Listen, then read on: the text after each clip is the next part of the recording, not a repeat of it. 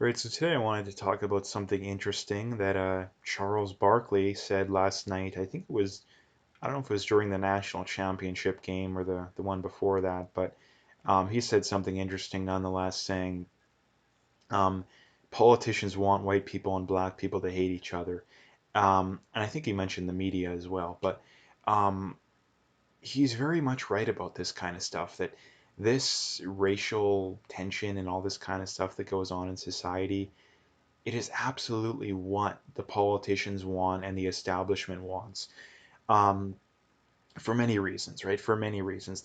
The first and obvious one, too, is that it benefits them politically, right? And that the left wants it especially as well. I mean, they're the ones that push it the most, right? So you have to wonder, okay, well, what incentive do they have? Well, the incentive is very clear, I think, in that they need the black people and the Hispanics and the basically anyone that, from a non-white country to vote for them.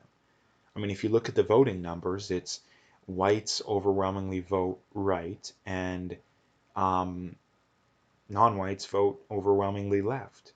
Now, again, there may only be a 5 or 10% difference there, but again, when you're talking about tens of millions of people, well, that's hundreds of thousands, if not millions of people, right? So people always say, well, oh, it's, I don't know, black people are only 10% more likely to vote left. Well, okay, well, if there's 10 million people voting in an election, that's a million people. If there's 100 million people, well, that's 10 million people, right? So the differences they're not massive as a percentage, but when you're actually talking about a democratic, well, pretends to be democratic system, well, the differences are very, very massive. But he is very much right here in that.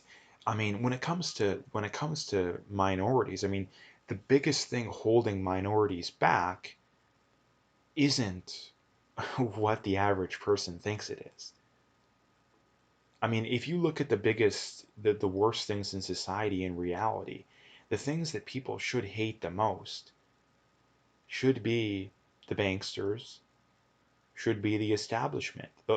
Those should be the most hated people in society, and a lot of the big corporations as well. But things have completely. I mean, it used to be the left that hated the big corporations. Now, a lot of them still like to pretend they hate the big corporations, but at the end of the day, they don't. Right? As long as they push the woke stuff, they're not going to criticize them. Right? So that is the reality behind the big corporations, is that the big corporations have, to try and get some of the heat off them, they've changed to adopt the woke stuff, which it's worked to an extent, right? Um, but the reality is behind a lot of this stuff too is, I think, um, the people that should be the most hated should be the banksters and the establishment, right? Like, and this is the reason why public schools, I mean, they don't teach this stuff for obvious reasons, right? That if the average person understood how the banking system worked, how the financial system worked, they would be the banking system and the financial system would be the most hated um, in the country, in the area, right? Because again, anyone who knows how this kind of stuff works is that it's basically a scam. Now, again, a lot of everyday people do benefit from it, but at the end of the day, it's the lower class and the middle class that gets screwed the most, right? I mean, look at the housing system right now. Housing prices, especially in the big cities, are artificially high. But who makes money off that? Well, it's the banksters, it's the rich people. And again, people seem to confuse, oh, it's rich people you gotta hate. Not necessarily, too, because this is the problem, too, that when it comes to these discussions, people get so blindly, they're so motivated, their motivations are for the wrong reasons, right? It's, oh, if we just taxed rich people more, the problem would go away. Well, no, it wouldn't, right? Because number one, they would find ways around the taxes. They would just move. They would do something, right? That, again, anyone who understands basic economics, this is just basic. Um, it's the Laffer curve, right? That Just because you increase taxes doesn't mean that you'll gain. If you increase taxes 5%, doesn't mean you're going to get 5% more revenue. You may get 0% more revenue, right? So again, I don't know exactly Charles Barkley what he thinks of this stuff, but I do know that he has been the voice of reason to some degree when it comes to this kind of stuff. Um, but this whole pitting everyday people against each other, this is exactly what they want. And again, the reason they want that is because number one, it benefits a lot of these people politically, right? If people genuinely believe that the only reason that they're living in poverty is the greedy capitalists, right? Well, no, it's not.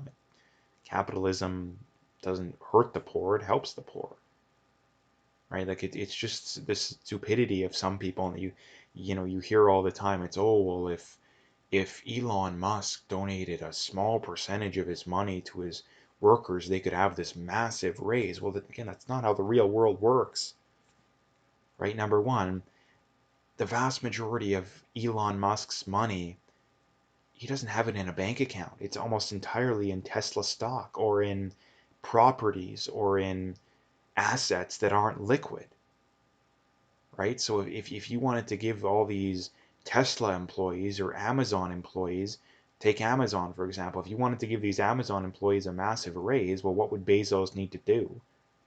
And if you took it from his money, well, what you'd need to do is he'd need to sell a bunch of stock, which would lower the value of the company, which would force them to lay off employees. Like again, like the stupidity of people. It's like my God, like now again, there is some people out there that are speaking the truth, and there is more people. Well, there isn't more people, but there is some people that have their heads on straight when it comes to this kind of stuff. But people are just so ignorant these days, like so ignorant. And this is the thing too, that we don't eat like to help the poor. We don't need to tax people more. We don't need more regulations. We just need to get the government out of the way, right? Like it's not complicated. It's really not. Again, like people say, oh, we need free healthcare, right? Well, why is healthcare so expensive these days? It's because of the government. It's not even as good. Like if you look in Canada, we have some of the lowest hospital beds per capita in the OECD. I thought we had this amazing healthcare system, right? The reason why healthcare is expensive is because government, for the simple reason that um, they have no incentive to be efficient when it comes to this kind of stuff.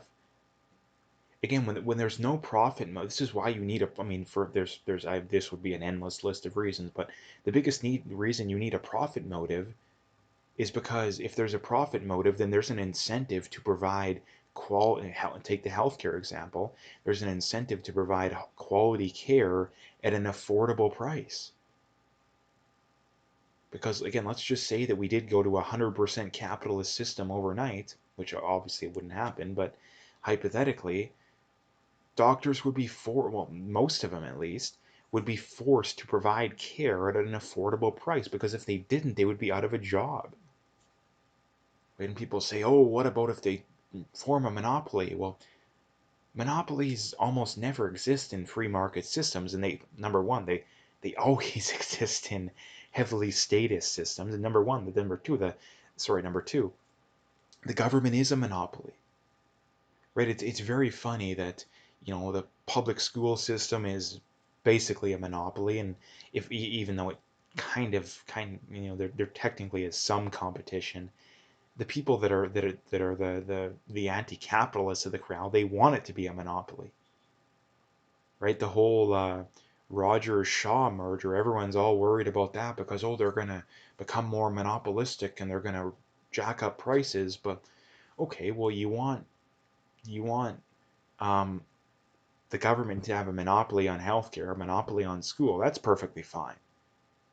But God forbid Rogers gets a monopoly in the telecom field. Like it's just like how people can be that ignorant. It's not even funny. No, again, I don't want monopolies either, right? But what people don't seem to realize is that in the real world, monopolies tend to form most in heavily centralized government run things, not in the free market, right? Not in the free market. And I mean, go back 50 years, 100 years. Look at some of these companies that have had massive, um, massive footholds in these in the in whatever industry. They're almost never as powerful as they are as powerful now as they were before. I mean, a lot of these companies don't even exist anymore, right? So this is yeah, I mean, Barkley is right. Like he's absolutely right that the people that we should be most upset with as as everyday people is the establishment and is the elites. That doesn't necessarily mean the rich, right? A lot of the times it is, but and that's the thing. Like that's the thing. And like again, like it doesn't make any sense that again you have a business owner making $100,000 a year, $200,000 a year, and he's this greedy capitalist, and if he just gave away a small percentage of his salary, he could hire a new person. Like again, that's not how reality works. Like that's not how reality works.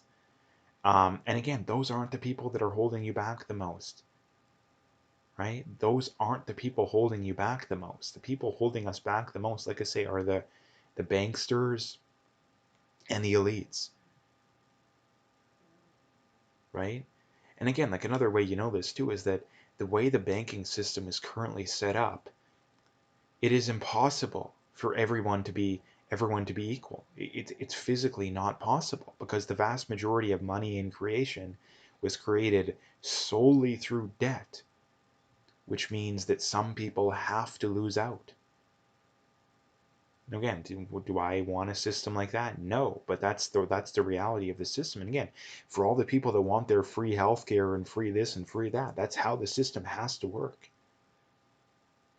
The system physically has to work like that. If you want a system to where the government can give out endless free stuff, well, there's also going to have to be a lot of people that are at the losing end of that free stuff because again, like I say, that you know, money is created in two basic ways. Number one, the government basically prints it, and, they sell bonds and they create money, or two, the banks create it, right? And that the banks only have to keep a very small percentage in reserves, meaning if someone deposits $10,000, they'll loan out $9,000 of that. The person who gets that $9,000 loan will take it to their bank, deposit it. Next bank will loan out, $8,000 of it, so on and so forth. So again, but again, like the principle on that has been created, but the interest needs to be created through work, right? So that's the reason why um, the vast majority of the money in creation has been created through debt, right? Meaning that again, some people have to have to lose out, right? People need to be on the paying end, right? That's just how society has been set up. So again, like at the end of the day, like I say, he's absolutely right. People have been pitted against each other, I think, number one, for power purposes, too, because I think it benefits a lot of these people. They're, basically for power. And number two, because it benefits them financially. And number three, because it keeps the heat off them, right? The real people we should be mad at in society is them. But if they can continue to pit us against each other, then they can keep the heat off themselves, right? So, yeah, I mean, and this is another good thing too. I think the last thing to bring up too is that sports in general has gone woke. So I'm very surprised. I mean, again, like Charles Barkley has done this before, I believe. So I'm very surprised that they haven't either fired him or clamped down on him. I'm very surprised at this kind of stuff because usually this kind of stuff doesn't get out, and if it does get out too, they're usually fired for it, right? So I'm very surprised at this, but anyway, we'll see how that goes. But again, the other thing too, like I said, is it is good too that sports is finally, well, I'm not holding out breath, but at least there's some sane people within sports. But anyway, if you liked the video, make sure you hit that like and subscribe if you haven't already. Make sure you check out those links below. Follow me on those other platforms if you haven't already. If you want to donate, you can do that as well. Again, I would very much appreciate any support I can get, but at the very least, just hit that like and subscribe and stay tuned for more.